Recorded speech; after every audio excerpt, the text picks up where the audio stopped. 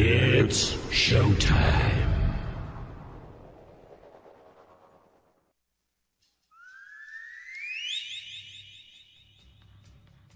Okay, Tokyo, South America, Australia, France, Germany, UK, Africa.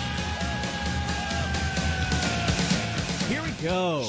Head On with Bob Kincaid. 3 hours of conversation, cussin' and a discussin' with America's only born and bred Southern liberal talk host. Head On with Bob Kincaid is brought to you each night by Coal River Mountain Watch.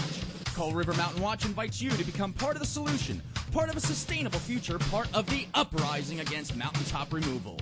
Coal River Mountain Watch, crmw.net. And now, from high in the hills of beautiful West Bicod, Virginia, here's Bob Kincaid on the Head On Radio Network. Well, howdy.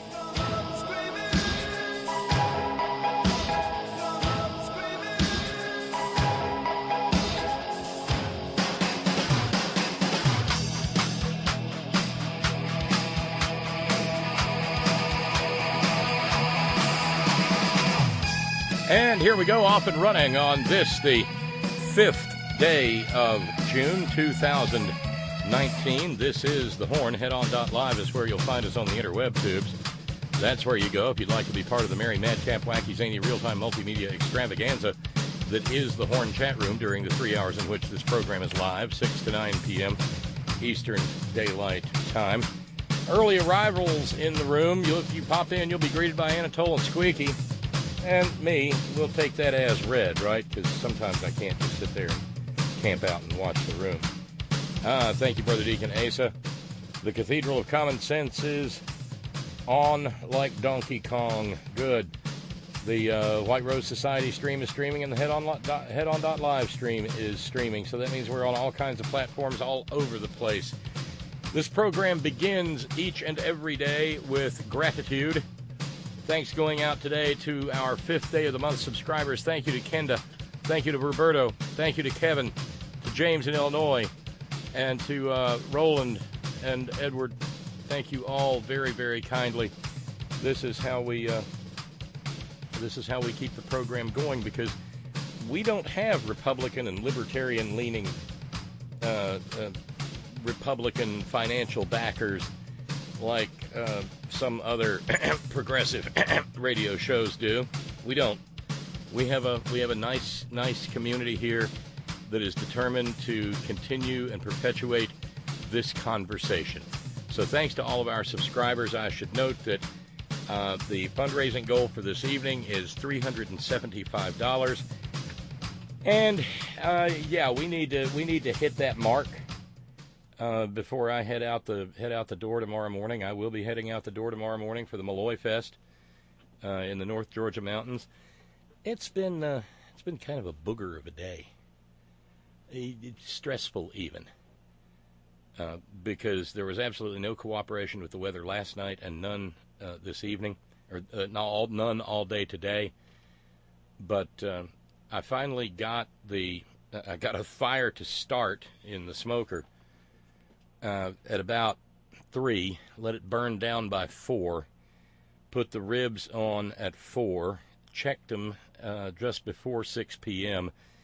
They are looking fan-freaking-tastic, if I do say so myself. If you go over to my Twitter feed, you'll see them. I didn't have time to put them up at Facebook. So there may be some, like, dead air or I don't know.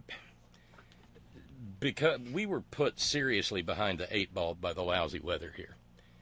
And so it's still there's still packing and wrapping and all manner of things to yet be done. So we may knock off a little bit early. Once again, I looked at Agnes and said, "Why didn't you tell me to fire up the wireless mic? We could have been doing all this outside. We could have tried to do SMADIO, smell radio, with the wonderful spiciness of hickory smoke. But no, I'm sitting here in the studio. The smoker is smoking away. Agnes is out there. Usually, I enjoy doing this kind of stuff. But Agnes is standing in the breach this evening because I can't be out there fussing over it. Yeah, oh well. So, getting packed and making sure I've got all the necessary utensils and whatnot. That was one of the other things that made it extra special, super double plus good fun today. I was supposed to be picked up to, that company that says we'll pick you up. Yeah, I had stated very, very clearly and very plainly that I need to be picked up at 3 p.m. today. So at 3:30, I called and said, "Did you guys forget me?" "Well, no, we're going to come get you at 3 o'clock tomorrow." Yeah, no. So that's the other. I just got back from picking up the rental. It's been a booger of a day. Yeah, okay. Point taken. Steve in New York says, subject line, booger of a day? Oh, dear Bob, without putting too fine a point on it, screw you. You're getting to have barbecue and smoked brisket for as far as the eye can see for the next 4 to 5 days. Would that I would have such a booger of a day. No sympathy here, Cardinal of Common Sense. Well, I mean, we're only going to eat the barbecue. It's one day. Someday though, Steve, by God, we'll figure out a way to do some barbecue in New York City. And who knows how good that might be. No, it's just the frustration has been mainly the weather. Because, I mean, I was on the verge of going out and buying a canopy to put over but we made it. The weather broke. And we got a break.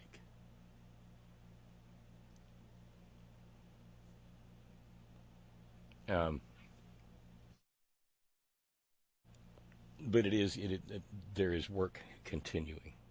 It's prayer meeting Wednesday. Oh, hey, there's a pinch hit midweek chat room utility moderator and all-around great guy, Steve from Georgia Stan. Hey, Steve! There we go. Usually he replies, blob! Mm-hmm. So, yeah, it's prayer meeting Wednesday, and we got lots and lots of prayer meeting Wednesday stuff. Oh, merciful God. A little bit of stuff to... Like I said, it was kind of harem-scarum getting started today. And we're good there. Make sure, yep, okay, no dings. See, there it is in the chat room. Blob! Felt kind of blobbish today. But everything's gonna be cool. I will leave here tomorrow morning as early as I can. Make sure that you gotta, when you're driving all the way through the middle of Atlanta, you kind of gotta build in time for parking on the downtown connector for an hour or so. But it'll be a little bit easier this time through, even if it's raining, because last time we did it was November the 30th, and it was already dark by 5:30 p.m. We should still have some light in the sky. Oh, goodness me. Steve from Georgia Stan tells me today is Miss Karen's birthday. Happy birthday, Miss Karen. And many happy returns. Look forward to seeing you on Saturday. Today's also the birthday of our buddy Lottie of long standing. Happy birthday to Lottie. Hope you had a wonderful day. And so, make the best of it. Jimmy in the chat room says, Bob, tell Mike Malloy hello. I certainly will. I will send all of your fond regards. So the way the menu's looking, it's going to be the brisket, the ribs, some chicken, and then the curry thing, the vegetarian curry thing that I came up with. Hopefully it'll all work out. Barbecue in New York City, says Lee in New York. You're going to New York City for barbecue? I'm there, mostly to meet you and Agnes. Well, it's something we can work on in the future. It would be, the only problem is I got to figure out how to get the ribs on the airplane. I don't know what the Department of Homeland Security protocol is on airborne barbecue. Might be worth finding out somewhere along the way. So anyway, yeah, we've got $375 to raise this evening, so that I'm not, freaking out while I'm down there. But we've also got lots of prayer meeting Wednesday madness in which to engage. I'll forego all the usual shtick, simply because, time is short, and I don't know but what we may have to end the program a little bit early. But, damn. Let's check in with, where'd it go?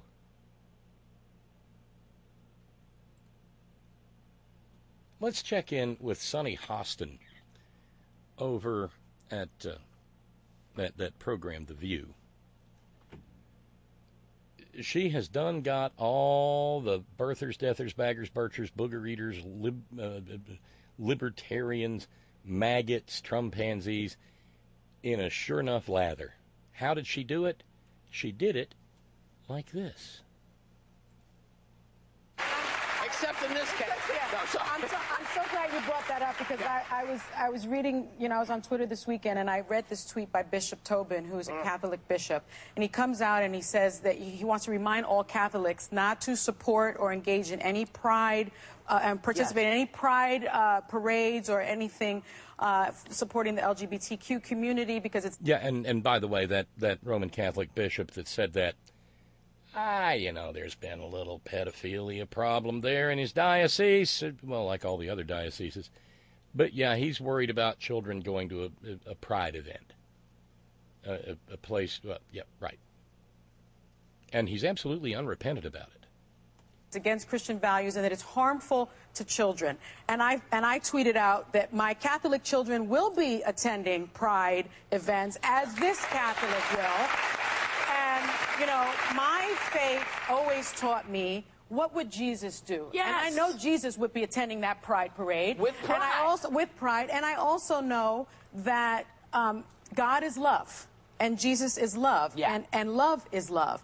And for a Catholic bishop to come out and say something like that, given the history of pedophilia in the Catholic Church, given what the Catholic Church has hidden about the abuse of children, some would say that being at a pride parade would be much safer for a child than it has been to be in a Catholic church for many years.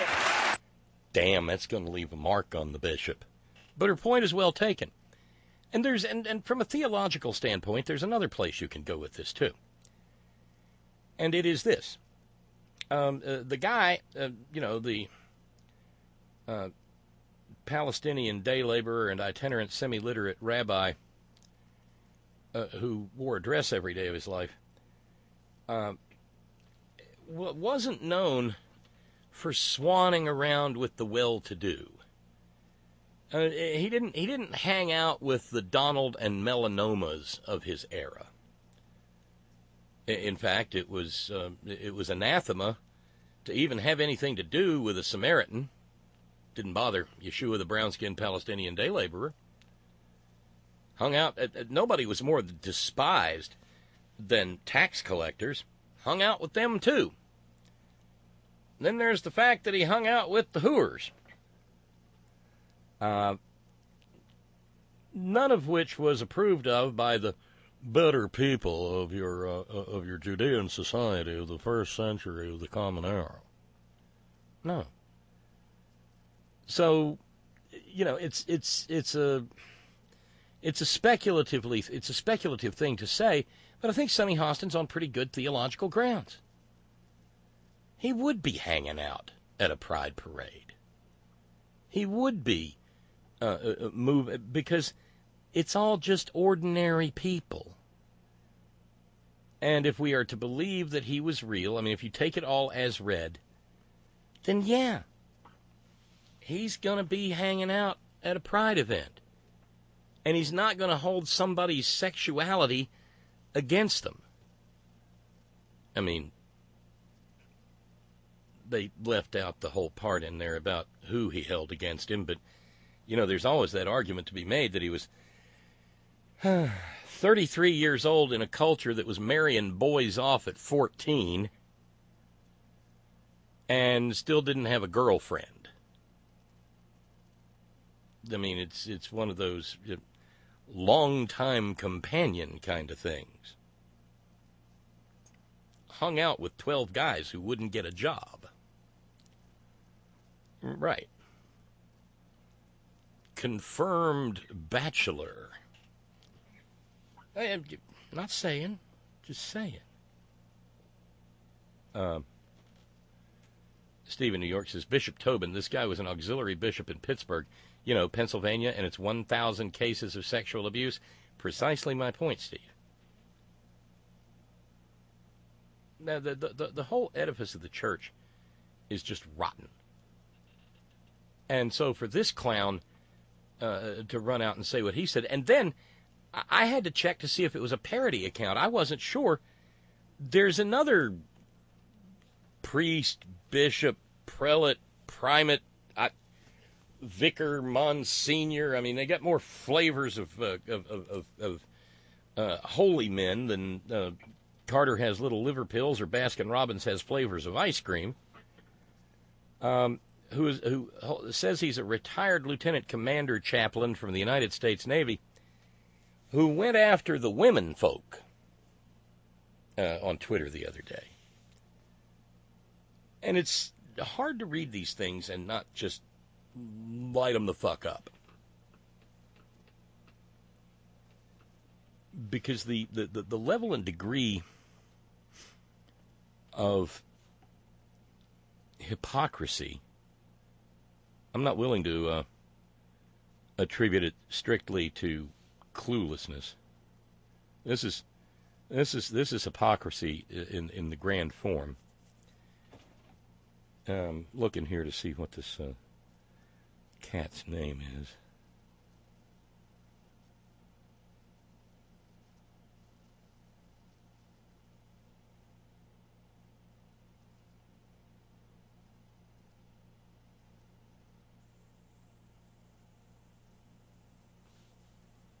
I'll try again.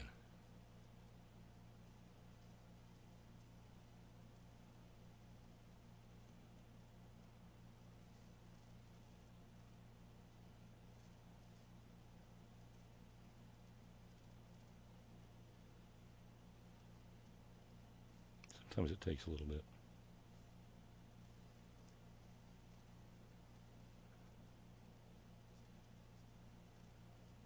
There you go.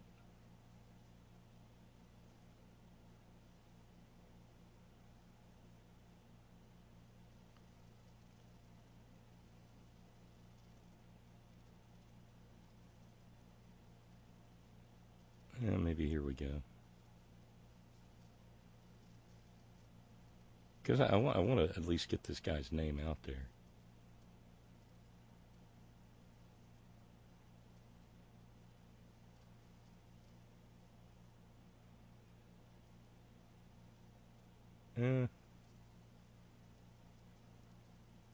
There he is. There he is.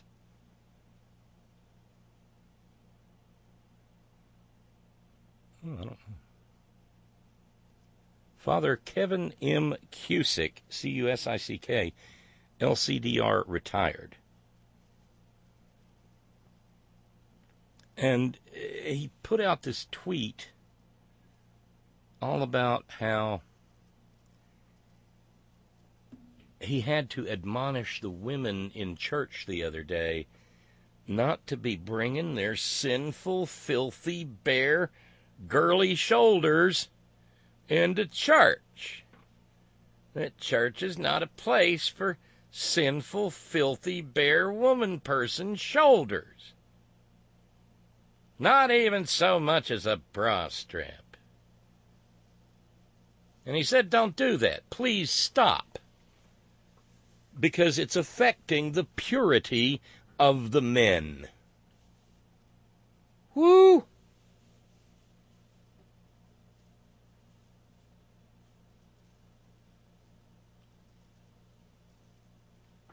Yeah.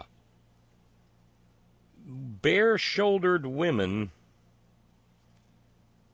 are the they're the gateway to hell is what they are. And it took a while to figure out that this clown wasn't joking.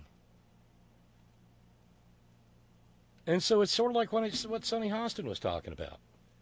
You got this little pedophilia problem.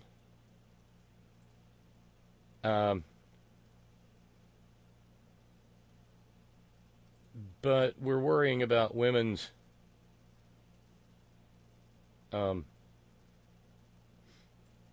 shoulders. But, you know, the devil is, well, the devil comes in many guises. Yeah, leave that one alone. We wander out to Richland, Washington, where Duval Cardwell, age 53,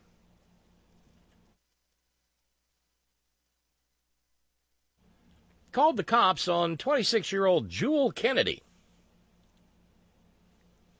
Jewel Kennedy wouldn't leave Duval Cardwell's residence. And then Duval Cardwell said, well, she won't leave because I was paying her for sexual favors, and we had a disagreement about payment. No, he tried to stiff the hooker. But he explained to the police, I need her to leave so's I can get to church. You know, we have policing problems in this country, but sometimes you feel bad for the officers because you wonder how they maintained anything resembling composure and didn't break out into raucous guffaws. So he had a gun on him, of course. They took the gun away from him. They charged him with patronizing a prostitute and resisting arrest. Oh, honey, those are such lovely platform heels you're wearing. Patronizing a prostitute. Yes. Notice there was an extant warrant out for the sex worker and busted her too. Officer, you got to get her out of here. I got to get to church. Yeah. Really? Remind me not to ever, no. Well, I mean, but then I don't think there's a lot of risk involved in it, no.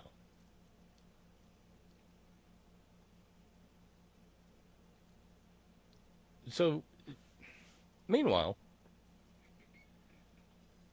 since it is, well, it's Pride Month, and let's check in with the mayor of Carbon Hill, come on, Alabama. Yeah, right. The mayor of Carbon Hill, Alabama, Mark Chambers. He's mayor of the less than 2,000 people in the town.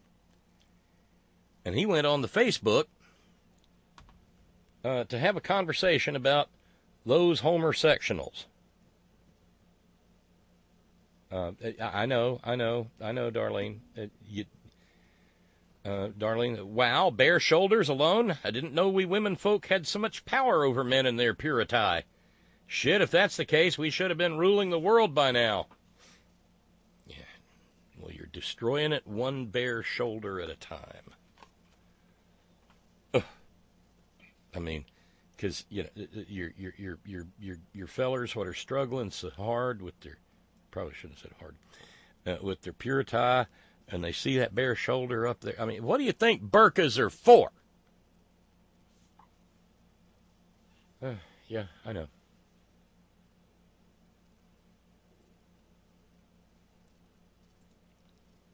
But that's, that's where orthodoxy and religious fundamentalism and Bronze Age mythology and all that shit will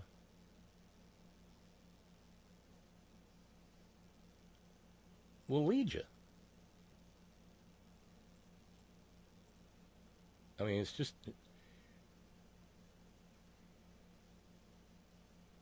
I mean, the business with the priest with the bare shoulders. Please help the priest to protect the purity of the men at Holy Mass by choosing to dress modestly.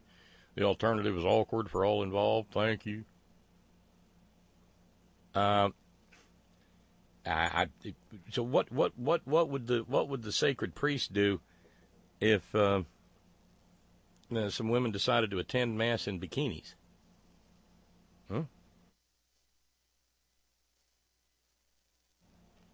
They'd probably cross themselves a lot and gargle with holy water.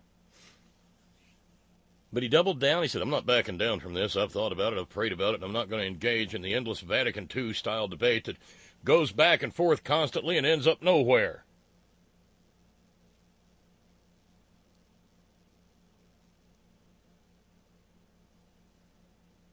And then, to make it even worse, this sick bastard retweeted a picture of a child at a pride parade in L.A.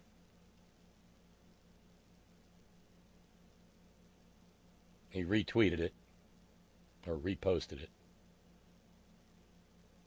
retweeted.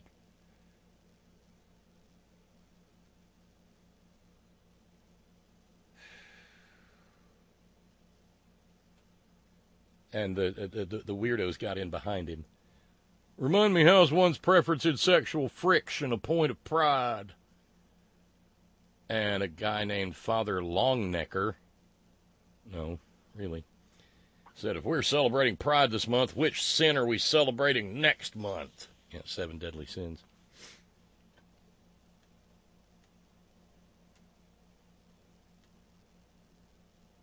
And this guy's going to keep his job.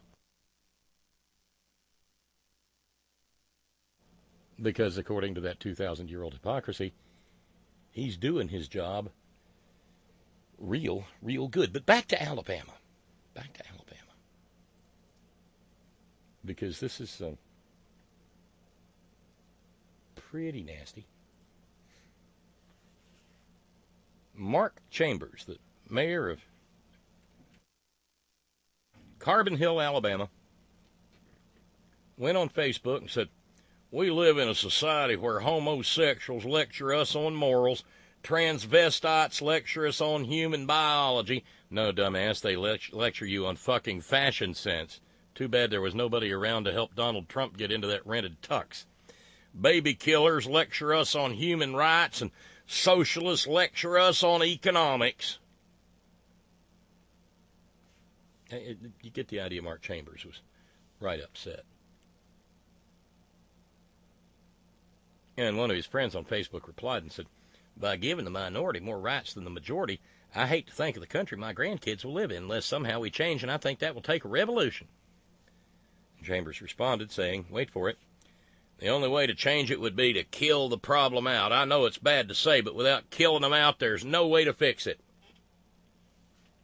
Then when he was called on, busted, for suggesting that every gay person needs to be murdered, I didn't say anything like that. I never said anything about killing out gays or anything like that. And the reporter then read his own post back to him and said, oh, that's in a revolution. That's right. If it comes to a revolution in this country, both sides of these people be killed out.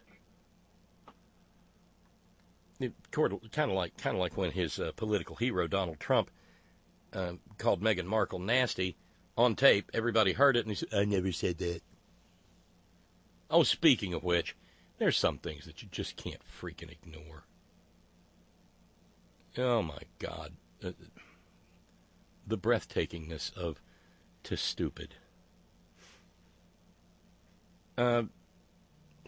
He wound up having he wanted to use one of his stupid golf courses in in Ireland as a commercial for his stupid golf course in Ireland for meeting with the Irish Prime Minister, a word I cannot pronounce, Gaelic.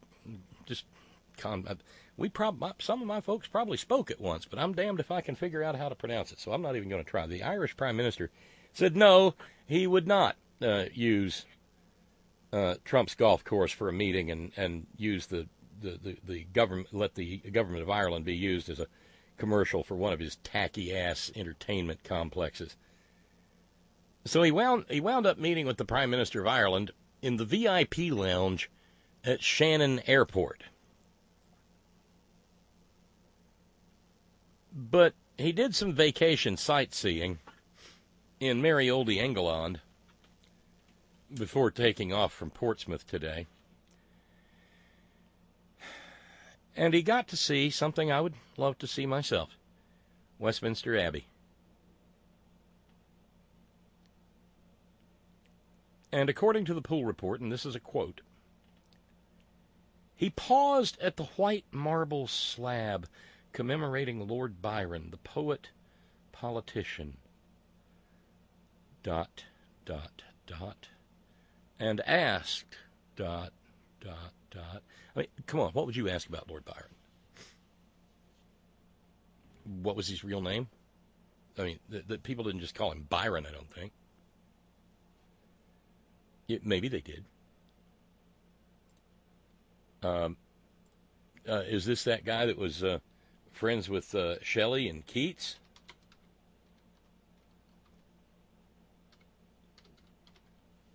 Is he dead? You know, Mark the good all-purpose Mark Twain question. George Gordon, Lord Byron. Say, didn't he write Childe Harold's Pilgrimage? No, that's never going to happen. Hey, I heard he wrote Don Juan about that guy that had all that sex with all those hot women. Yeah. Lord Byron. Maybe, you know what? Maybe instead of naming my kid Baron, I should have named him Lord.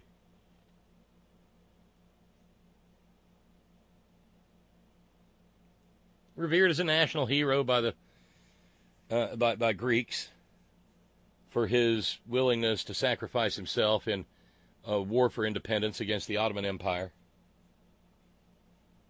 Died there. Dysentery, I think. I mean, he was privileged, extremely privileged, and lived like it.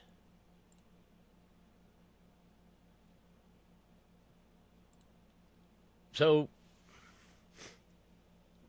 he paused at the white marble slab commemorating Lord Byron, the poet-politician, and asked what stone the flooring was made from. Boop. Yeah, Byron, huh? It doesn't sound like much of a name.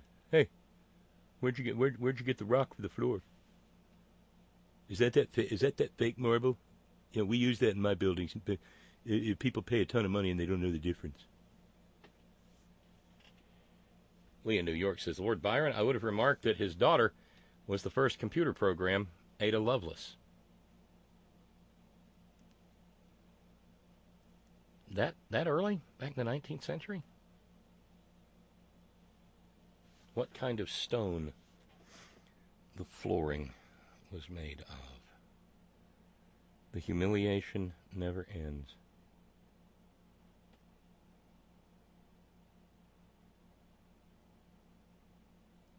Meanwhile, Carbon Hill Mayor Mark Chambers has posted an apology. It's a typical classical Republican maggot evangelical non-apology apology. And then took his Facebook page down. But since it's prayer meeting Wednesday, let's cite. We gotta call out the good as well as the bad. A Methodist church in, of all places, Alabama, the First United Methodist Church in Birmingham, has decided to host a screening of the children's cartoon on PBS, Arthur. We talked about this a couple of weeks ago. Good, God-fearing, upstanding, Bible-believing, evangelical, fundamentalist, homosexual Christians had a hissy because one of the cartoon characters, a cartoon rat, as it were, as a matter of fact, briefly got married in this cartoon series.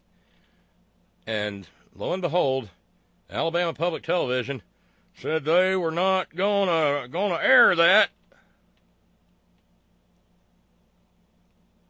The name of the episode is Mr. Ratburn and the Special Someone. And on June the 15th, in cooperation with Sidewalk Film Festival and the Shout LGBTQ Film Festival, First United Methodist Church of Birmingham, Alabama, is going to screen that cartoon. There will be wedding cake, sparkling apple juice, and surprises. This all-ages screening and celebration is free and open to all. Because Alabama Public Television said they were going to air a rerun instead. The director of programming at APT said, although we strongly encourage parents to watch television with the children and talk about what they've learned afterwards, parents trust that their children can watch APT without their supervision. We also know that children who are younger than the target audience for Arthur also watch the program, and they're going to be confused by all that homosexual rat sex. I added the last part, but he probably wouldn't disagree. God almighty, the stupid.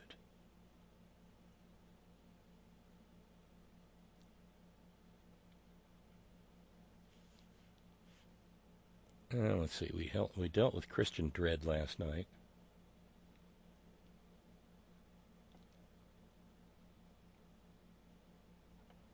Oh, and since we were talking a little bit about the pedophilia scandal, Dateline Houston, Cardinal Daniel DiNardo met a woman named Laura Ponticchis in his conference room in December of 2016. And he was responding to her complaints about another priest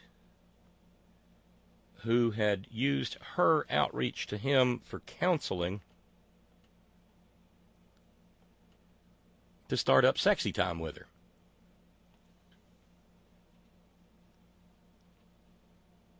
Along the way, he also counseled her husband on their marriage and squeezed him for hundreds of thousands of dollars in donations to Holy Mother Church.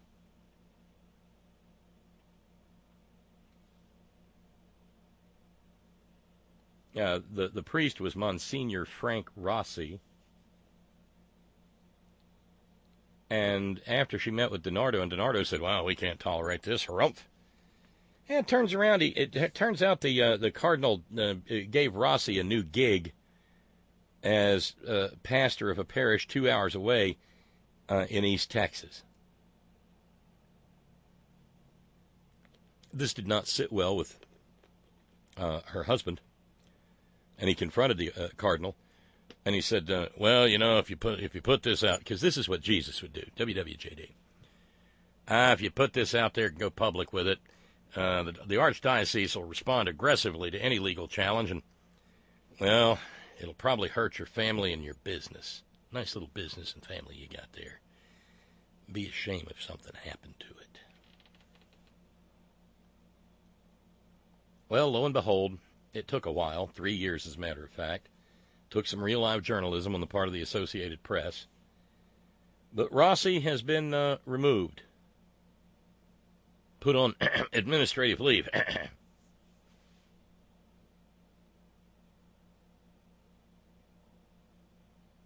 Laura Ponticchis said, he took a woman that went into a church truly looking for God, and he took me for himself.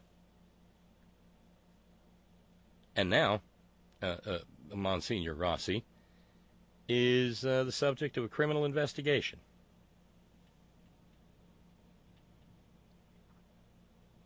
But on the other hand, DiNardo is still, who tried to cover it up. He's still at the head of a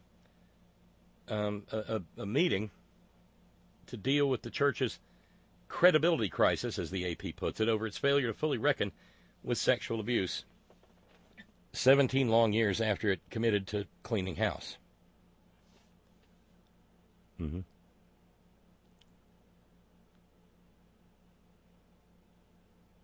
And even today there was a story about yet another bishop who made lewd remarks and hit on female parishioners here in West Virginia, of course. Darlene in Connecticut says, I think there was some projecting by that priest on the men in his congregation. Willing to wager he was thinking a lot about those bare shoulders. Sounds like he was getting off on them. Wonder just how old those female parishioners were. Probably little girls trying to stay cool. Oh, snap. Go forth, sinner. Repent. Or how about physician, heal thyself? That's a good one, too.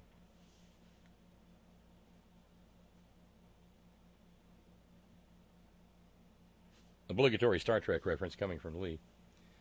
We cannot see cartoon rats get married. Over half a century ago, gasp, a white man and a black woman kissed, episode, Plato's Stepchildren. They were forced to kiss, probably the only reason they could convince Michelle to kiss Bill Shatner. I think there would have had to have been hazard pay and extra money.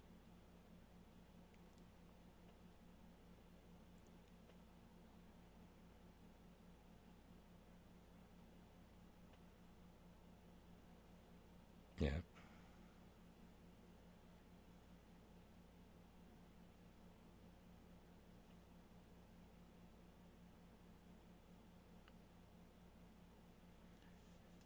And, we'll save that one. Let's check in with other of those good God-fearing et ceteras.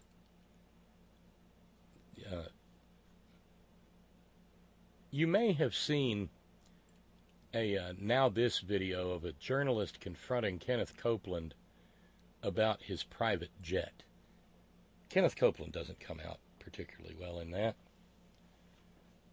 Remember, Kenneth Copeland is an evangelical advisor to Nitwit Nero.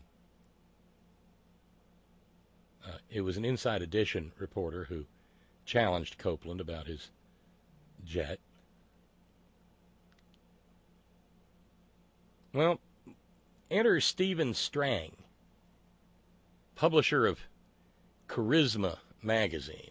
It's one of those evangelical rags. Doing the evangelical rag. Hello, my baby. Hello, my honey. Never mind. Stephen Strang came running to Kenneth Copeland's defense. Remember, Kenneth Copeland said he had to have a private jet because there were so many doggone demons there in economy class. There's a number of large ministries that have airplanes. And why is this so controversial? This reporter took a comment that Kenneth Copeland apparently made. I have not verified this with him. I'm just going by what's on Inside Edition, that he didn't like to be in a tube with a bunch of demons. Well, Brother Copeland has a sense of humor. And in certain settings, he would describe what goes on in airplanes. Yeah, he's got a sense of humor. I got a private jet. I got people to buy it for me with their goddamn Social Security dollars. Woo! That's a real knee slapper. I'm glad I got a sense of humor about it. It is like a tube. It's very crowded. And, he'd be speaking a little bit in hyperbole, but there are people in those airplanes who are not spiritual. Sometimes they have to haul them off because they get into fights with each other. airplane these days, a commercial airline, is a flying bar. You know, they serve alcohol. A lot of people. No. They don't get too tipsy because they won't serve them that much. But, you know, there's a lot of things that are not spiritual. Tipsy? Really? Tipsy? Stephen Strang, buddy, he said the plane was full of demons. Gonna deal with that? Spiritual. It's not necessarily a good environment, and Brother Copeland makes this point. He also made the point that he was not talking about the people. He was talking about principalities and powers, which we as Christians believe. The Bible says we wrestle not against flesh and blood, but against principalities and powers. Right. In other words, they live in a demon-haunted world where a calico cat can ruin your day. Remember John Ashcroft? And there are sort of demonic activities. There can be kind of an oppression, just an atmosphere. And someone like Kenneth Copeland, who's flying to crusades, and in fact, he told about how he had to fly recently from Africa over to Peru to be involved in 2 different meetings, and he couldn't do that, of course, unless he didn't have his own airplane. Poor Stephen Strang struggling. He couldn't do that, of course, unless he didn't have his own airplane. The goddess of irony is playing with Stephen Strang. Going back to the reporter, she kept saying, well, you know, she was talking about the people in the airplane. Apparently, she just was really focusing on the fact that he didn't want to fly commercial. No, Stephen. She was focusing on the fact that he said the airplane was full of demons. Demons. And a guy who works that hustle never jokes about demons. Because of the kind of people that are on airplanes. Well, you know what? You could make the same argument about a bus. Yeah, but you can't fly a bus from Africa to Peru, because Africa's a country, just like Peru. Did you notice that? Flew from Africa to Peru. Or maybe it was Peru, Indiana. I don't know. Greyhound bus. And taking a bus is a whole lot less expensive than buying a car, making payments on it, paying the insurance, paying the gas and maintenance on it. Yeah, but dumbass, I can't get the Greyhound from here where I live up to the Wiggling Pig and then get them to hold the Greyhound there and take me back home again. That whole apples and oranges thing is lost on poor little Mr. Strang here. You got to wonder what, why he was... And by the way, it's accompanied by a photograph of Mr. Strang with his MAGA hat on.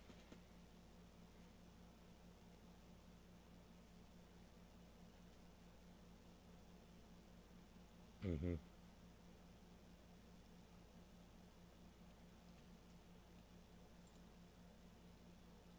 But it is, after all, the religion of peace.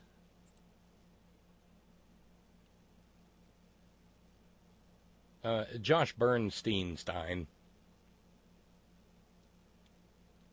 well, he didn't work the religious side of the street so much as the incitement to murder side of the street. Mueller, you are a slimy, sleazy, dirty, scummy cop. That's what you are. And you know what I really want to know? Is how much were you paid, huh? How much were you paid to do that press conference? We know that you said that you're not going to testify in public, which is exactly what Jerry No-Nads Nadler and Adam Schiff and Bella Pelosi wanted you to do, because they wanted you to say certain things in public. Oh, he's such a clever boy, isn't he? To make a big display about it so that you could hurt the President of the United States with your comments. But instead, they figured, well, he won't testify in front of the public, so we don't really care what he's got to say behind closed doors because we want the spectacle of the entire event. And remember, it's all tax-free. Hallelujah. So instead, how about if you just do a wrap-up press conference and still leave the doubt out there that the president obstructed justice. Yeah, why don't you do that? And here, we'll give you X amount of dollars or whatever it is. William Barr, you need to investigate this press conference and the origins of it and who ordered it and who made it and if there was any type of payment given. Remember the other day when I talked about scripting a program versus working live? This poor dweeb has to have everything written in front of him. He's just reading off a monitor. I'm not saying that I have knowledge or proof that there was, but I'm not saying you have knowledge of anything at all.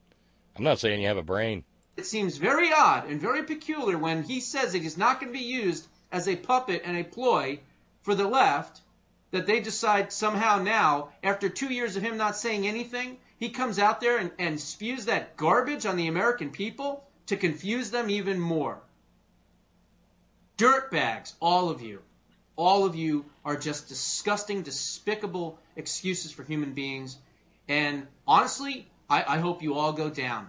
Treason, President Trump said treason. Guess what? I agree with that. Liz Cheney said treason and a coup. Absolutely. And you know what they do for treason? U.S. Code 182381?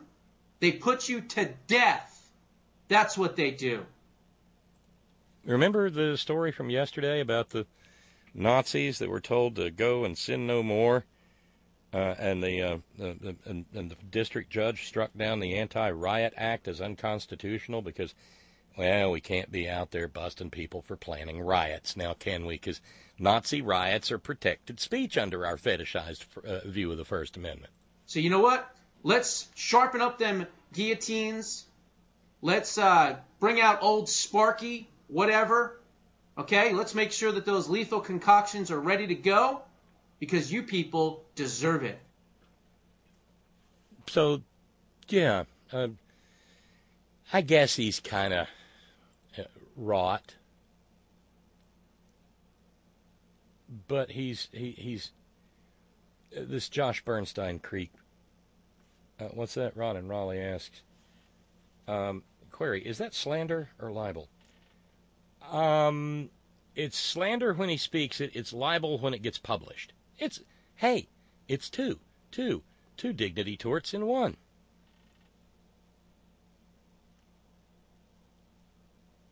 But you wouldn't want to sue him because that'd just make him all famous and stuff and get him more donations. But he wasn't done. No. And he's got a list, and it extends far beyond Robert Mueller. Michael in Madison asking, have we reached our William Shatner quota for the evening? No. And provides a photograph from the Twilight Zone of Shatner flipping out because of, the gremlin on the wing. Darlene, going back to Kenneth Copeland, points out, I bet you that private jet has a liquor bar that would put the Cheers bar to shame. Probably float a battleship. Mr. Strang sounds a little like Lindsey Graham. I know. Don't he? Steve says, I had to take a phone call, Steve in New York. Who are the you people here? That would be we people. That would be Robert Mueller. That would be anybody. Josh Bernstein just wanted. There's nothing wrong with America. A little mass murder and purge won't fix. So sick of this double standard BS two-tier justice system. I hope to God and I pray to God that William Barr does the right thing and puts these ever-loving pieces of crap, deviant scumbag, you-know-whats, where they belong, in prison, and hopefully for the rest of their lives. Or, if found to be guilty of treason, U.S. Code 182381, fry these bastards. How's that? Let's fry these bastards. Let's get out old Sparky and sit each one down. Boom, there you go. I don't appreciate him talking about our buddy Sparky that way. Yeah, oh, wait, no, okay. Let's go. Who's next? Boom, Page, you're next. Okay, Stroke, you're next. McCabe, you're next. Okay? I don't care. These people tried to steal your vote. They tried to steal your vote. Actually, no, that would be the Russians, but he's on a roll. And by doing that, they wanted to decide, not you, who was going to be president of the United States. And that can't stand. These scumbags, and that's what they are, need to be taught a lesson. A lesson. They need to be taught a lesson. We need a deterrent for these POSs so they don't ever, ever, ever dare try this again. Oh, my. He is terribly, terribly butch, isn't he? My goodness gracious. He's positively wrought. The problem is there is a two-tiered justice system. But it's not what this dickhead's talking about.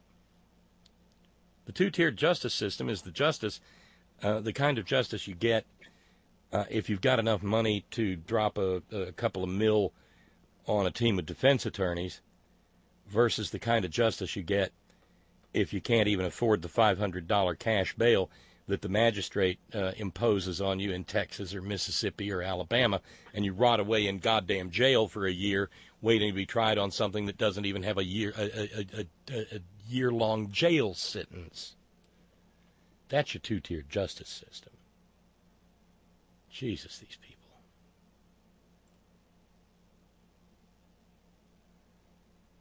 And, yeah, it wouldn't be any fun if we... True, Steve in New York. Let's not forget that Hillary got more votes. Don't tell Josh Bernstein that. He doesn't know. There's a lot he doesn't know. You remember months ago when Coach Dave Daubenmire, scourge of the large-bottomed, short-haired lesbian softball players of the world?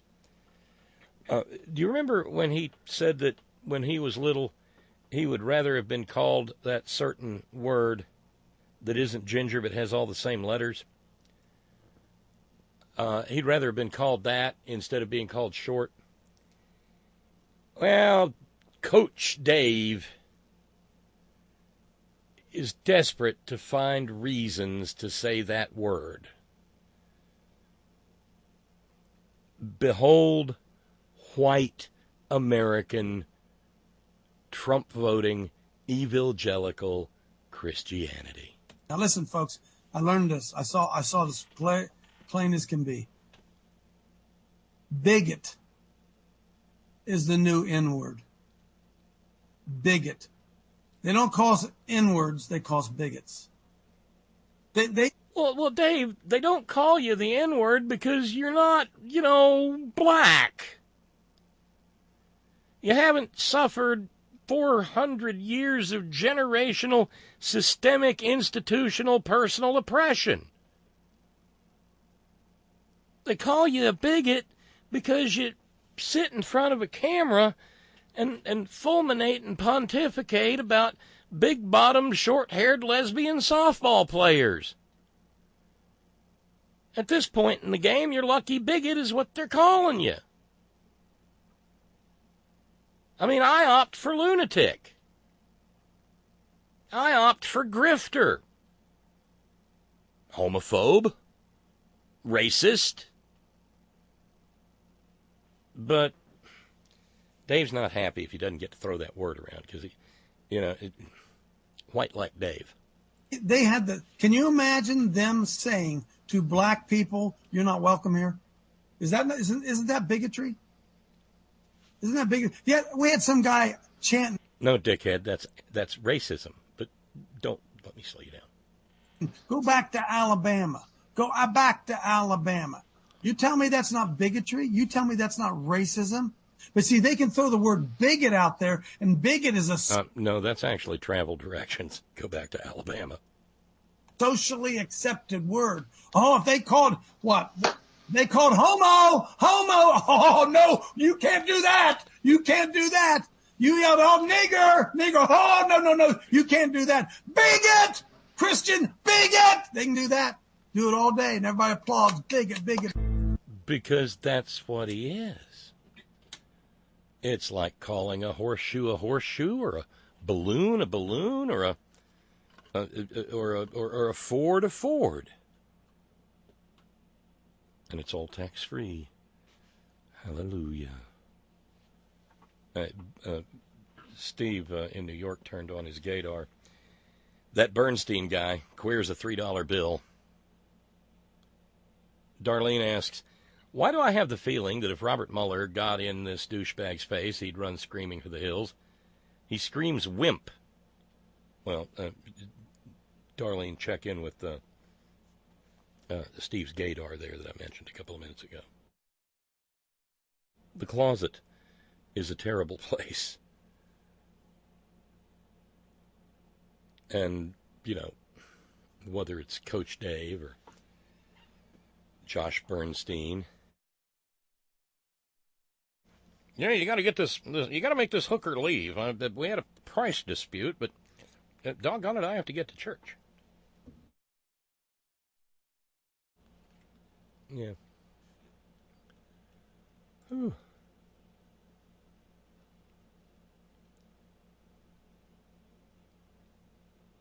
Yeah, this.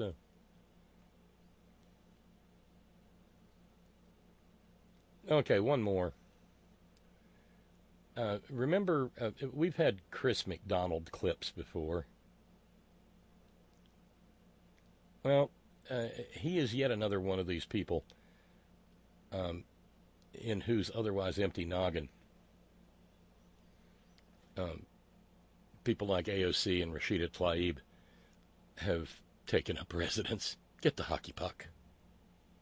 Tlaib drew criticism after she said on the Yahoo Skullduggery podcast that thinking about the Holocaust gave her a calming feeling. And she basically twisted history and basically said the Palestinians gave up their lives for the Jewish people to have a homeland. I mean, it was just unreal, twisting, deceptive, you know, all this. But to say the Holocaust had a calming feeling on her, where 6 million Jews were gassed, Sherry. Yeah, see, she didn't say that. I don't even have a word. Just to be clear, she didn't say that. For that, not one I can use on McJustice today. But I'm telling you, that is despicable. But the outrage of the media, none. None. Exactly. It brought tears to my eyes. And yet she goes on late night and cries about how we misinterpreted her, we twisted her words, and brings more attention to her vile statement. Yeah. She didn't say I'm sorry. She basically doubled down and said they misconstrued my words. Miss Tlaib, if you're listening to Chris McDonald, you hear me? Listen to me. You come on this show. I invite you on this show. Bring your sorry ass on McJustice, and you tell me how we twisted your words there, okay? Because I think you're an anti-Semite. I think you hate this country. I think you hate the Jewish people. I'm with President Trump. You hate Israel. And sure. No. She wouldn't dirty the soles of her shoes getting within the same area code as you, Chris McDonald, you fine practitioner of the follower of the Prince of Peace. Yeah. Woo.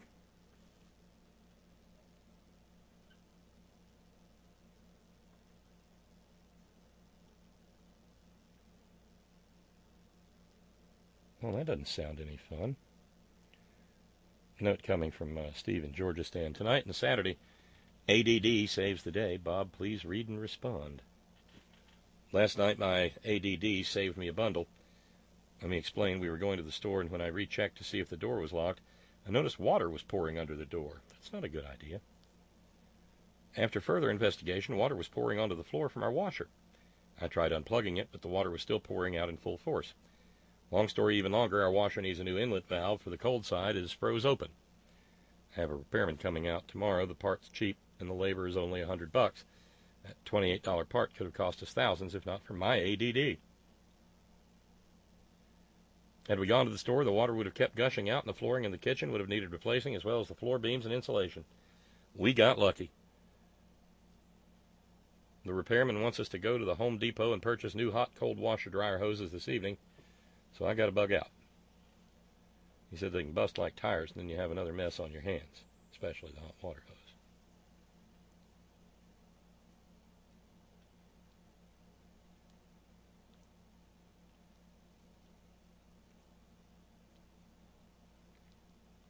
Now, good luck. Good luck, Steve. God, I hate it when that kind of stuff happens. What a hot mess. It is 5 minutes past the hour. Let's run over to the stress line and see who's hanging out over there. Hey, welcome to the program. Hello? Hold on. Hold on. Just a second. Apparently it dropped the Bluetooth. Won't take but a minute.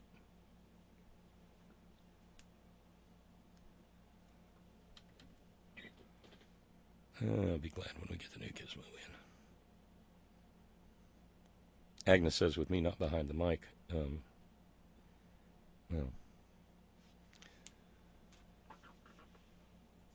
All right, now let's try. You there? Yeah, Joe from Cleveland here, Bob. Hey, Joe, what's happening, man? Hey, just want to wish you safe travels. Well, thank you kindly. I really feel bad that I can't make this one, but maybe the next one. Oh, I hope so. It was good seeing you at the last one, though. Yeah, same here. It was nice meeting Agnes and everybody. It was really just a very nice time. Nice time had by all. Yeah, I'm gonna miss that. What do you got? Pulled pork going there? What do you got going there? No. We did pulled pork and turkeys last time. So this time through, it's hickory smoked brisket, hickory smoked ribs, and I'm going to do something with chicken on the grill, and then there's going to be a vegetarian curry with like rice. That just makes me hungry. Listen to you. But we got June 5th is just a big day for the Moran report, Bob, and we have to do one. First of all, this day last year, we had the great Judge Aaron Persky was voted out of office in California. Remember what the great Judge Aaron Persky did? Help me. He let that little asshole Brock Turner, who raped that girl. Oh, yeah, that dickhead. Yeah, he basically let him go free. And on this day last year, the UN basically told Donald Trump that you were in violation, of UN standards when you decided to violation of international law when you decided to cage kids. So doesn't seem to have slowed them down any, does it? Yeah. So the kids in the cages, when they came to the United States of America, they thought it was the United Crates of America. So they're a little confused. But anyways, also Harvey Weinstein. Yeah, he pleads guilty. He decides not guilty. He pleads not guilty for rape and sexual assault. I'm sure he did none of it. It's just And then Snot Walker in 2013, he survives a recall vote after after the Koch brothers bailed him out. But here's the best one, Bob. And on this day, June 5th, 1993, the great Ronald Reagan passes away. But listen to this. Wait! I didn't know. Hold on, Joe. You mean I've missed a perfectly good opportunity to dance naked in the yard? Well, you can still do it, Bob. The day's still plenty. There's plenty of it left. Yeah, it might be something I want to do after dark anyway.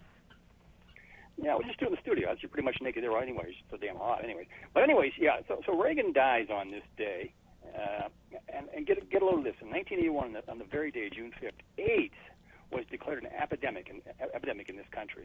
And you remember how Ronald Reagan just basically made fun of the AIDS people? Oh, well, he actively participated in making sure that lots of people died who didn't have to. Yeah, so he I mean, that's one of the reasons why, if there's a hell, he's down in it getting the reverse pineapple through all eternity. Yeah, what a lovely man he was. But here's something to ponder. You had Ronald Reagan dying on June 5th. And you also had Bobby Kennedy being assassinated on June 5th. Wouldn't it have been great if Ronald Reagan never was president and Bobby Kennedy actually was? What a different world. Oh, no, that's that alternate universe stuff that just drives me bananas. Yeah. I mean, what if there's no October surprise? What if they're not dealing arms for hostages? What if Jimmy Carter gets a second term and we take climate change seriously? And he should have well gotten a second term, and it was only because Ronald Reagan engineered a little coup behind the backs of the hostages. He told Iran to hang on to the hostages, and we'll be sure and let them go after I become president. When full well, Jimmy Carter basically engineered that release of the hostages. It's criminals. There hasn't been one legitimate Republican president elected since Eisenhower, as far as I'm concerned. Nixon stuck his nose in Vietnam when that war was LBJ had pretty much ended that war. Reagan stuck his nose in. I've got a secret plan to end the war, but you have to elect me first. I'm not going to tell you. Exactly. And that was already done. Reagan's, the hostages were already released. Of course, we know what happened, in 2000 when the Supreme Court just basically named George W. President. And 2004 here in Ohio when somehow Ohio was, Kerry was leading in Ohio the whole way. Just mysteriously, the power went off about 11:15 Eastern time, and then the power came back on. Somehow George Bush was ahead. So all you fucking Republicans, go to hell, man. It's just Well, you do a good and creditable job, Joe, of making. I think the reminder is warranted. Let's stay focused on the task at hand. But let's never pretend for an instant that the problems we have in this country all began on January the 20th, 2017, with the ascension of Donald Trump to the presidency, because it didn't. To me, it all started about 40 years ago when Ronald Reagan became president. That's to me when the beginning of the end really came. Trickle-down economics, tax cuts for the rich. The whole shitload just started right about. I don't know if you noticed, but the nitwit Nero is thinking about giving the Presidential Medal of Freedom to Arthur Laffer. Oh, the Laffer curve. Oh, sure. Yeah, that moron. Yeah, the trickle down economics guy, the voodoo economics guy. Right.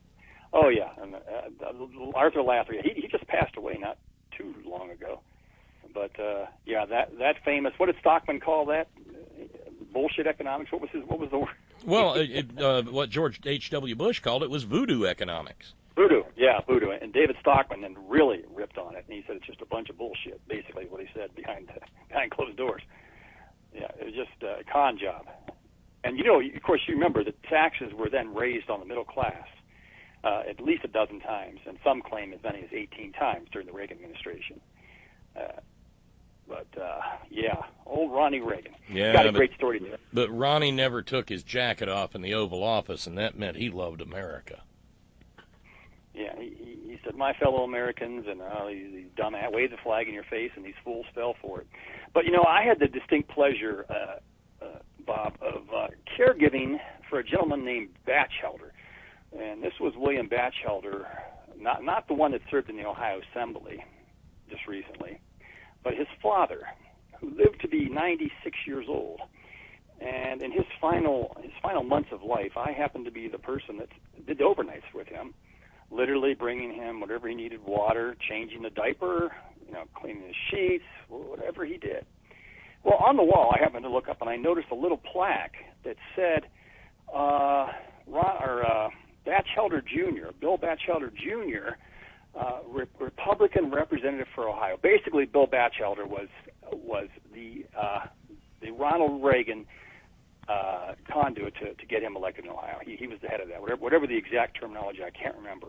But there's a nice big plaque because Bill Batchelder Jr. was the one that started the initiative to get Ronald Reagan, to have Ronald Reagan take Ohio in 1980.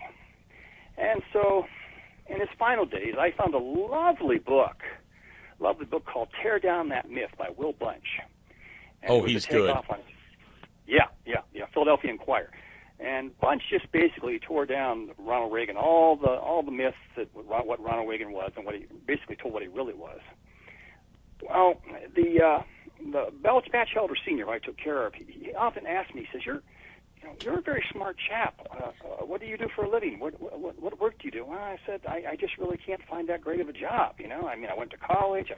I was in banking for a while. My job got eliminated, and really in these later years, I just haven't really been able to find anything. So I thought I'd try some caregiving and do some security, and just to keep myself above, my head above water. He said, well, you're a very intelligent chap. He always called me a chap, but I thought that was interesting. Well, I said, you know what? I was reading this book about Ronald Reagan. So that man, the last months of his life, I read a chapter, not quite a chapter a night, but I read about 10 or 12 pages a night to him before he went to sleep. And he just got to realize what his foolish son got this country into. And I was just warmed the cockles of my heart to know his father knew exactly what little Junior, by getting Reagan elected, got this country into. The mess we're in today, and why someone like me, who's educated, 40-some years old, can't find a decent job. And basically, a bunch just went out and told about how Reagan busted unions. He took the top tariff rate down from 72% down to approximately 27%, which meant all the union jobs went the hell out of this country over to the Far East, to Asia. And he took the top tax rate down from, he took the tariff rate down from 27% to 3%. That's what he did. And he took the top marginal tax rate down. Rate from 72. Right, to approximately 28, 27%, whatever the hell it was. But that basically just meant that all our raw materials were going to go over to the Far East. They were going to build, some guy in Vietnam was going to build a dishwasher, whatever the hell he's making, for 43 cents an hour, and they were going to ship it back, and we were going to buy it. So there you have it. There's your Ronald Reagan. And I mean, it was the man, Bill Batchelder Sr., the 96-year-old, still really had his faculties. He really understood. He understood what I was reading to him. And he took it in. It was happy and sad at the same time. He really understood the damage that this Reagan had done and what he had caused, the impact. And it was I don't know how I felt, but I just was moved to read that book to that man 5 years ago before he kicked the bucket. And for Bill Batchelder Jr., if you're anywhere out there listening, Bill, fuck you. That's all I have to say to you. And people like you who got this son of a bitch elected that has caused so much damage. Well, you can't, along that timeline, you cannot have Donald Trump without first having Ronald Reagan. No. And it was, Ronald Reagan started it, George Bush put it on steroids, and who the fuck, how can you describe what Donald Trump's doing? He's just nuking it. You can't have Donald Trump without George W. Bush. And because he opened the door to the idea of the stupid president. By the way, Flavio, with a little bit of a correction, Joe, says Arthur Laffer is still very much alive and still peddling his snake oil.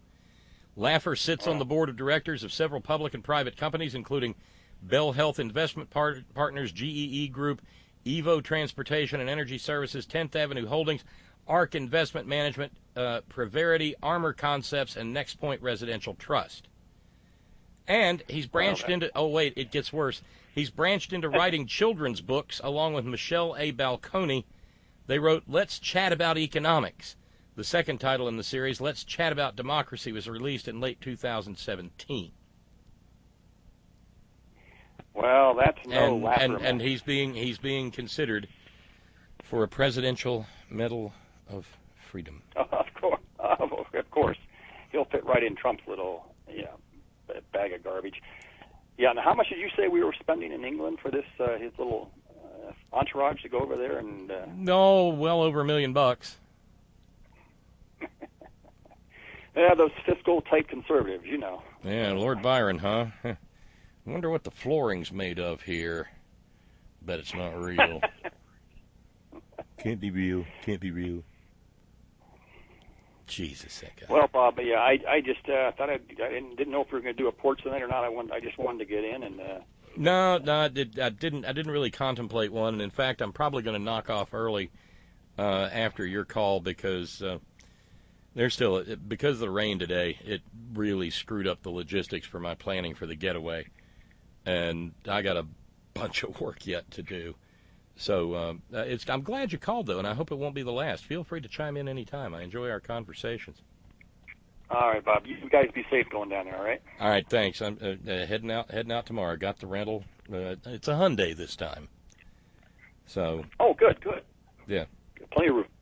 Plenty of room for the little portable gas grill. Plenty of room for the coolers and all the little doodads that I'm going to need down there. Well, that sounds good. That sounds really good. All right. You take it easy, Joe. Good to hear from you. All right, Bob. Take care. Bye-bye. Later. Bye now. It's our buddy Joe calling from Cleveland. I enjoyed the heck out of meeting him at the last MalloyFest. Enjoyed meeting everybody I've met at the MalloyFest, and I can't wait to meet new faces and maybe some repeat faces this time. As well.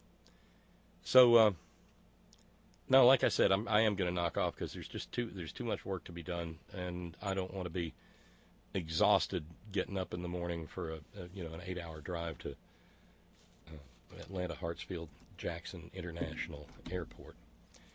We started the program with $375 to raise. We're ending the program with $375 to raise. Hopefully that will ameliorate somewhere along the way, because sweating bills while you're traveling is no damn fun. And this program exists on the goodwill of those who want it to continue. I won't go away just yet. Stand by. Hey, Tracy. Oh, wow. Okay. I didn't even hear the phone. I mean, I just dialed, and I'm like, uh-oh. Oh, no, I'm quick on the trigger. Hi. Howdy. How are you? Wore the hell out. It's been a rough week, hasn't it, though? Well, yeah, and I mean, I'm just stressing out because, I'm working on the barbecue and stuff, and it's always weird leaving, weird getting away from here, and so, I'm, and then with rain all day long today, it's like, how in the hell am I going to smoke ribs if I can't get a fire started? When are you leaving? First thing in the morning. Oh. Yeah, no program Thursday, no program Friday, probably no program Monday.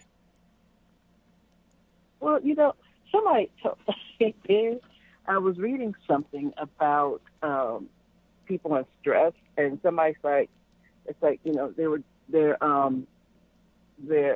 tired and worn out, and they thought maybe they had a flu or whatever the case may be. And the problem was, it wasn't that they were sick; they were just tired and they needed a break. That feels about right. I mean, I'm not placing any blame or anything, but when your schedule is just a damn wreck, like it has been since Ferg started this new job where I have to get up at 5:30 in the morning to take him to work. Yeah, that's awful. You cannot catch up with lost sleep. That's a myth. Nope. If you sleep 4 hours, and that means you're down 12. If you sleep in 20 hours, you're not caught up. Mm-mm. You're just sideways. Exactly. No. It's because the next few days for me, my mom is in town, but for the first couple of days, she's staying with my aunt, and then I'm gonna go and get her. Either depending on my schedule, if Alex has because he does medical transportation, and if his trip ends up anywhere in LA on Friday, then he's gonna go pick her up. Do you know how much I hope his trip ends up in LA on Friday, thereabout? Yes, I got an idea. Because I don't want to make that drive if I don't have to.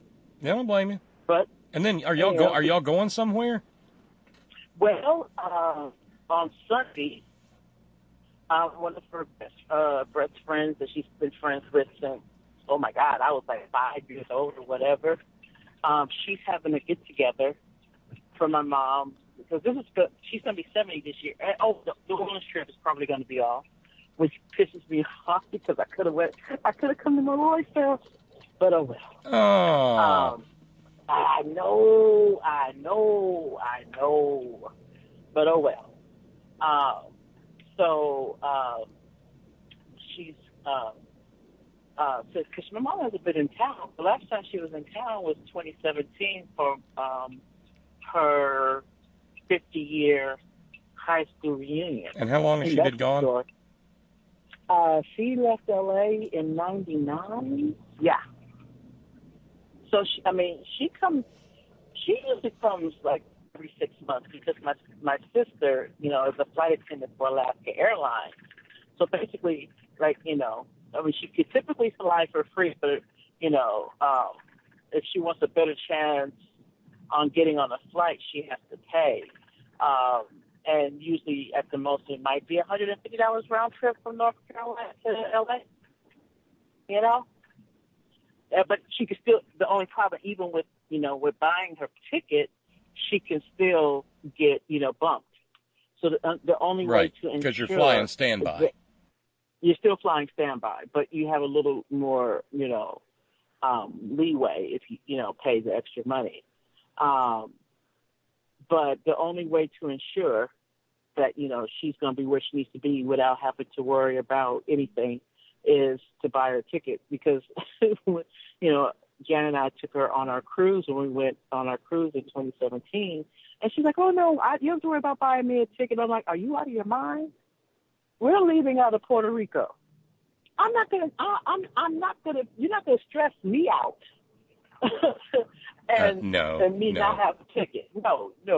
Hey, Mom, I will buy the plane ticket because I'm not going to go through that. I can't because that is stress. And like, you know, typically she can fly on Partner Airlines, but it's the same thing.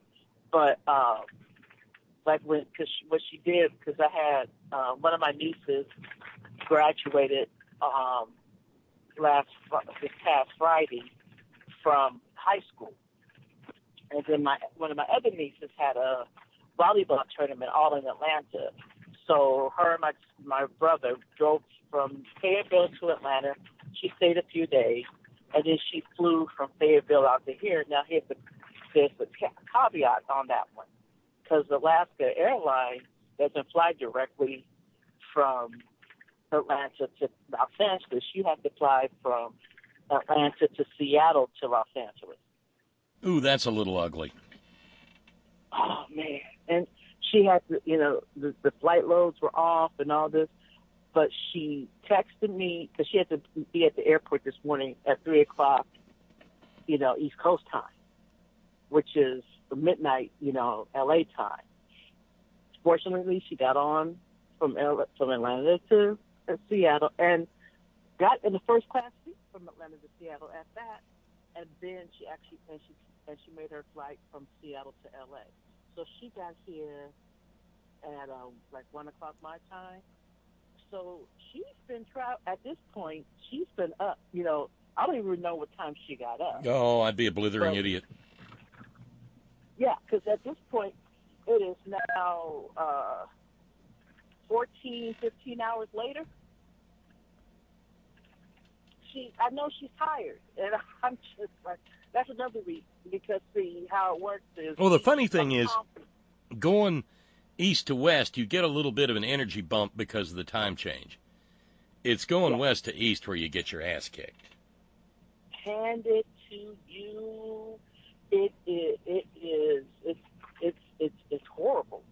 It is absolutely horrible. And you know, I haven't made that trip often, going from west to east, but it's on the occasions that I have, I'm like, oh no, I can't. It's like the one time when I went to London, and I flew, you know, but I was smart. I did a overnight flight. Hold on. So I'll be here tomorrow in the morning, and then in the afternoon I will not be riding. Okay. My parents will be at the graduation. Okay. So I'll be back on Friday. Okay. All right. Sorry about that. You guys on mute. Oh, no worries. Well, it sounds like you've got as much potential for exhaustion as I do, and I sound like I'm complaining. I don't, but I'm not. Oh, no, I'm. You know what? Today I was just. I don't know what was wrong with me today, because I haven't really been sleeping, but actually I have been, and it's just kind of weird. But I was just in a funk, and I did something really horrible today. It was really petty, and I got pressure from it, and it was terrible. Oh, were you a bad human being today? I was a bad human being today. So I, as a matter of fact, it happened right after I sent you that picture of the Ken's extra heavy mayonnaise. Yeah, what the hell was that? What the fuck, man? I mean, apparently it's restaurant quality. Maybe because, mayonnaise, is scent or what have you. And I don't know. I don't know what makes it extra heavy. And I'm like, so I went online. I took a picture of the container at the restaurant. And then I went online and because I've heard, I'm like, well, this has to be real because I know I've had Ken's salads. Have you heard of Ken's? They make the best. They make the best Thousand Island salad dressing ever. Thousand Island. Yeah. Mayonnaise, relish, and ketchup. Okay, whatever. Well, no, that's the thing. There's some chili sauce in there. It's got a little kick. Okay, so it has a little kick. But what are the main ingredients? What's the main mayonnaise, ingredient? mayonnaise, pickle, relish, and ketchup. Yeah, ketchup. Mm-hmm. So I'm like, I looked it up and I confirmed that it was, but I'm like, come on, dude, does mayonnaise have to be extra heavy? Well, anyway, as I was walking out of the restaurant, and I'm going to have to send you their jelly. They do and they sell it. Ready for this? Apricot pineapple jam. Oh, bring it. Yeah, I'm going to send you some of that because I was in the mood for breakfast, but I didn't want. Because I love that. I love that spicy jalapeno jelly with a little bit of cream cheese on a bagel. Woof. Ooh, yeah. No, I've been working with that too, but I wanted potatoes, I wanted eggs, and I wanted sour. See, what I drive my waitress crazy whenever I go to a restaurant. Are you one of those when Harry met Sally people? I want it, but I want it on the side, and it. Okay. No. I'm not that bad. No. The one thing that I will do, and I don't really think it's that terrible. When if they have sourdough bread when I go to a restaurant, I have for the sourdough bread to be buttered on both sides and grilled. I mean, I don't think that's a terrible. No, it's not. That's not horrible, but no. I know it's kind of persnickety, but with this apricot pineapple jelly, though, dog, on grilled buttered sourdough bread, it's just. Well, see, you're reminding me of something, Tracy, that we make around holiday time, and it might put you off, but there's no coconut in it, so you can't complain about that. Is there mayonnaise in it? No, none of that either. What you do is you get equal amounts of apple jelly, peach preserves, and pineapple preserves, and you melt it over real low heat in a saucepan. Okay. And you add into that dry mustard and horseradish, red pepper flakes, and black pepper. And you do what? Do you make it? Is it a glaze for like ham or No, something? you stir it. Well, you stir it all up and you pour it back in the jar and you set it in the refrigerator. And you eat it with a little smear of cream cheese on a wheat thin. I mean, that's how, like at holiday parties. With cream cheese on a bagel, it's fan-freaking-tastic.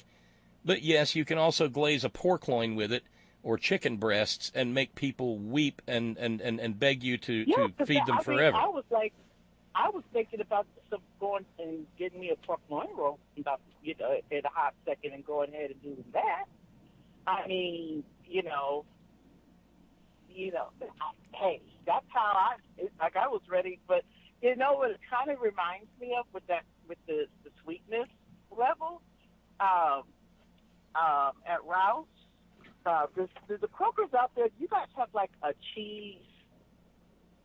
Like actually artisanal cheeses where there's like a whole counter. Well, no, we've got a case with some better than what's hanging in the cheese section cheese, but no, artisanal. I mean, you can get a nice piece of smoked Gouda, you can get your dill and caraway and plain Havarti. I found a thing, and Agnes is going wild. Little tubs of fresh mozzarella balls. Marinated in oil and Italian spices and herbs. Yeah, Have you ever had those before? Oh, I bought them and she went wild. Oh yeah, because I told you. And then when all the mozzarella, when all the mozzarella's gone, you take some like naan and heat it up, get it warm, and dredge it through that oil. Shoot. That's a whole nother meal. It's a whole nother. Well, I told you like how I do my, I do a salad bar. I'll boil egg, and I finally figured out after, because I'm terrible when it comes to boiling eggs. I forget, and of course by the time I remember, the yolk is green. But I finally figured out how to boil an egg and not mess it up, and it's not the boiling that busts my ass. It's the peeling. When I peel a boiled egg, they always got divots in them and cracks and stuff because, I can't just make the peeling come off. Well, I figured it, because I've been research. I mean, see, you and I are pretty much the same animal when it comes to food, and we appreciate, the food. We appreciate the preparation and all the takes, and we will research stuff. And I went down a rabbit hole the other day because remember I asked you about making macaroni salad. Yeah. And I put egg in mine. I do egg, sweet pickle relish, yes, mayonnaise. So, yeah, okay, I put mayonnaise. Not sweet pickle relish, no. I chop up I actually chop up gherkin and celery and onion, and I put egg in it. And so I'm like, let me research really how not to mess up hard-boiled eggs. So I found a way that, you put the eggs in, make sure the water is covered, the eggs covered with the water, and as soon as it comes up to a boil, take it, remove it from the heat. Well, no, keep it on the burner, especially if you have burners that retain the heat, and cover it. Cover the pot, and just let the eggs cook in the hot water. And Bob, for the first time, I think it's like 10, maybe 15, somewhere between 10 and 15 minutes, I forget. But Bob, not only did our yolks come out perfectly, this is how perfect they came out. I could have made deviled eggs with those yolks. They were that bright yellow. That's, Yeah, I'm a deviled egg maniac. Yeah, so, I mean, because I love sister girl loves her some deviled eggs, but I have never wanted to make them because I have not ever had a good track record with, mine aren't eggs. pretty with all those curly cues and you squirt it out of a pastry bag and stuff. No. Oh, God, no. No. I'm just talking about making sure that the yolk isn't green. So, and here's another part. When I took the egg out to peel the egg, I had never had it was those shells came off with no effort whatsoever. Because I'm the same with when I boil an egg and I go to take the shell off, and like you said, there's still little pieces of shell in the white part of the egg, or like the holes and all this. It's like that. It's frustrating. To be careful. It's those little, it's the little thing. So this is a terrible thing. Well, maybe it's not so terrible, but I just. I'm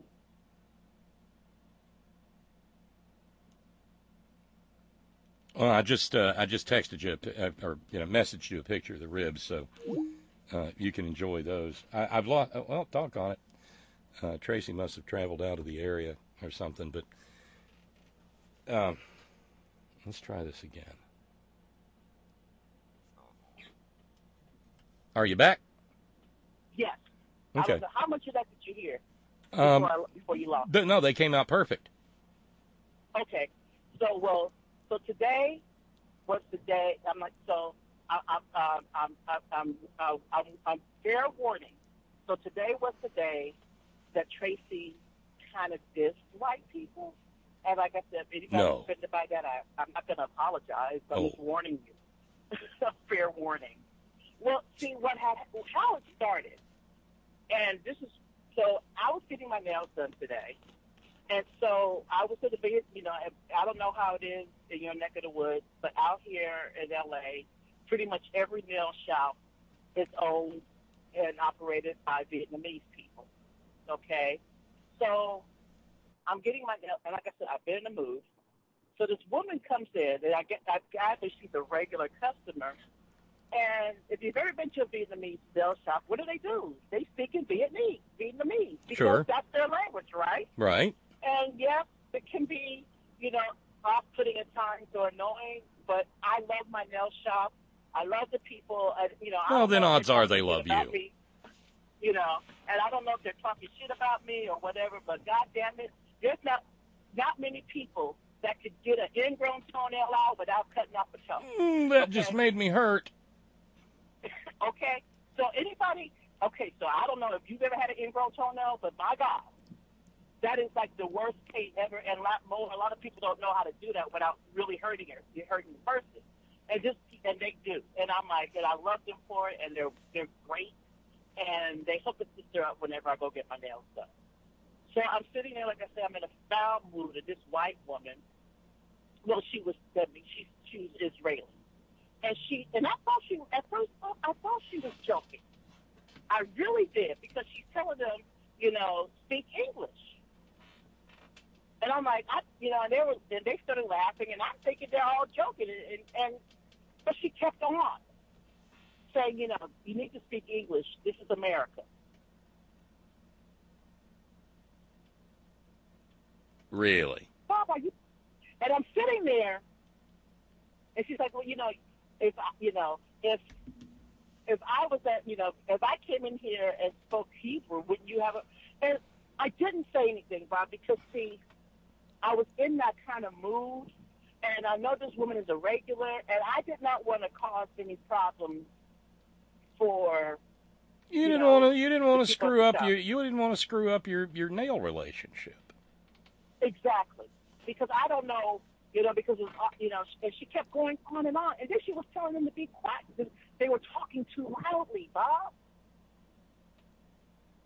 Jesus. And it took everything and you know me well enough to know that you know how hard it was for me not to say anything. So I just, and plus they were almost done with me, so I'm like, but she just kept going on and on and on. And I'm like, I'm not going to say anything. And I could tell the other people in the shop were like, looking at her like, really? Seriously? Yeah, and it's not like they don't speak English. Right. And she kept going.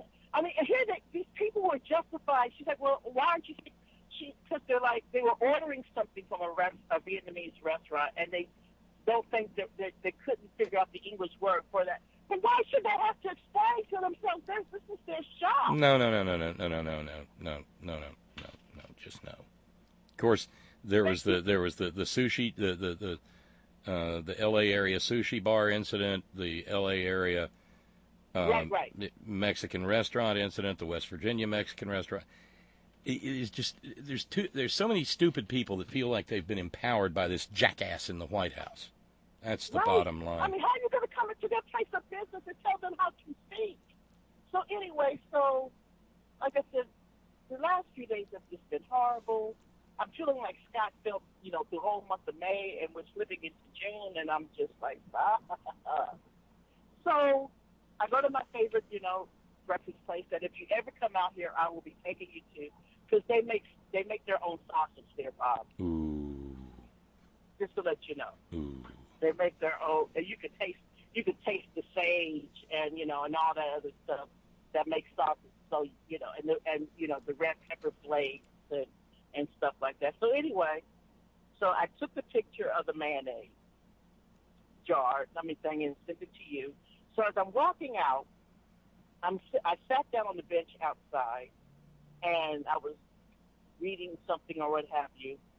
And as I was just about to get up, now this is a small parking lot, so this is the part where the petty part comes out of me. But I think I was just kind of, getting back at all white people for the woman at the nail place. So I see Ken and Barbie pull into the parking lot. And, like I said, it's a relatively small parking lot. And typically I would have gotten up and walked to my car and pulled out so they could park. Because that's the kind of person I am, Bob. But today, Bob, I didn't feel like being nice to white people. Nope. Today, I just wasn't their fault. Wasn't their fault. Just wasn't their fault. But they were just the wrong white people. They were just white. Had they been black, had they been Mexican, whatever, I would have gotten up and moved. But today, I'm like, today was my reparation day. That was June 5th, the anniversary of Ronald Reagan's death. The man who started his presidential run in the home of the Klan should be and is henceforth forever known as Reparations Day. You get a cowbell. Absolutely. Hey Tracy, I'm gonna roll because. Yeah, you gotta go because if you only have if nobody is going to be able to talk to you until possibly Tuesday, I know there has to be a couple of people on the horn. No. I'm just knocking off early because of all the damn rain. I've still got to get the ribs all packaged up and sealed down and ready for travel. Well, on that note, I'm going to let you know because my mom requested, me to make fried chicken. So tomorrow, I will be seasoning my chicken. Yeah, I was going to say, you going to buttermilk soak it tonight? Buttermilk? No, because she's not coming to my house until Friday. Well, actually, a 24-hour, I don't know, 36-hour buttermilk soak sounds pretty impressive. You know what? I might just do that. 36-hour buttermilk soak in the outside in the garage refrigerator. Oh my God, that is going to be on it. Oh God. So anyway, God love you. God bless you. Thank you for everything that you do. Try to get some rest, but I know you're not going to get any rest because you got shit to do. So anywho, safe travels. I'm looking forward to seeing the pictures from the MalloyFest, and hope to hear from you. If not Monday, definitely Tuesday. Well, I'm not a professional driver like you are, but I will be a road warrior tomorrow. Google Maps tells me it's right at an 8-hour drive, but Mr. Google has never fooled with Charlotte or the traffic heading into Atlanta or God knows the downtown connector. Yeah, no. My brother, real quick, speaking of Atlanta, because he took my mom to the airport today, and I guess they're doing construction and what have you. Oh, hell. At Atlanta Airport. It took them 14 minutes, 40, did I say minutes? 40 minutes to get into the airport. Oh, groovy. So that's not the part. Yeah, so I need to be there. My mom to drop her off. I'll probably be leaving here about 8. And that'll give me time to just absolutely not sweat anything because I'm. Is anybody going with you? Well, Agnes had been planning on going, but she has started some new medication, and her lupus has flared the hell up, and she can't stand to feel air on her. So I'm traveling alone. I know her pain. I'm going through the same thing with my feet and my legs. So because of my fibromyalgia and all that. So well, and she's got that too. Oh, great! And so I definitely could commiserate with her. She couldn't tolerate 10 or 12 hours in the car both ways. And it's driving her crazy because she had so much fun at the last one, and she wants to be. But I understand. When I went to Paris, I had all these things that I was going to do, and I woke up. I'm in fucking Paris, and I had a flare-up of my fibromyalgia in Paris, on top of the fact that the Eiffel Tower was closed when I got there. But there's a medication that I was taking that has helped me. I just can't think of the name of it. Oh, and a side note about this medication, it actually helps you lose weight. Yeah, I know the one you're talking about, but I don't think she could. Right now, the job one is dealing with the lupus, and you can't stack them. Right. And well, I'm going to see the name of it anyway, and hopefully, I don't know, but I'm going to start taking it again because my weight I have blown up. I'm terrified. I've gained so much weight that I am terrified to get on the scale because it'll just send me into a depression spiral that I may not even ever come out of. But anyway, on that happy note, go do your ribs. Love you. Be safe. Travels and all that. And hopefully we'll be talking to you on Monday, if not definitely Tuesday. Most definitely. Most definitely. Tracy, take care and say hi to Mama for me. I will. All right. Later. Night. Bye. Bye-bye. And so, yeah, I do have to knock off because it's hard to do some of this. I got a little daylight remaining, and it's hard to do some of this stuff in the dark. When I wind up having to do that, I point the car at the grill and the outside workstation and crank it up and turn on the high beams. It's not a good thing. But at any rate, thanks for checking in this evening. I appreciate all of you. Hopefully we will knock down that $375 we need to raise so that we won't have some sort of gigantic, terrifying $775 hole on Tuesday evening. I'm going to take the little road rig with me, and if it should turn out that I can fire it up on Monday evening and I'm not back here, I will. So I'll try to advise folks on social media. Thanks to all of you who keep the program on the air. Thanks to all of you who share your precious finite time engaging with the program. Thanks to our all-volunteer staff. Thanks earlier this evening to Steve in the chat room. Thanks to our news ninjas. Thank you, Brother Deacon Asa, headon.live. Thanks to John Fox in Australia. Thank you, Ben Birch, whiterosesociety.org. Thanks to the hardest working, bravest people I know, the men and women of Coal River Mountain Watch, CRMW.net, 20 years at the forefront of the struggle for human rights and environmental justice in Appalachia. And always, always, always, Gina, it's all for you. Later, y'all.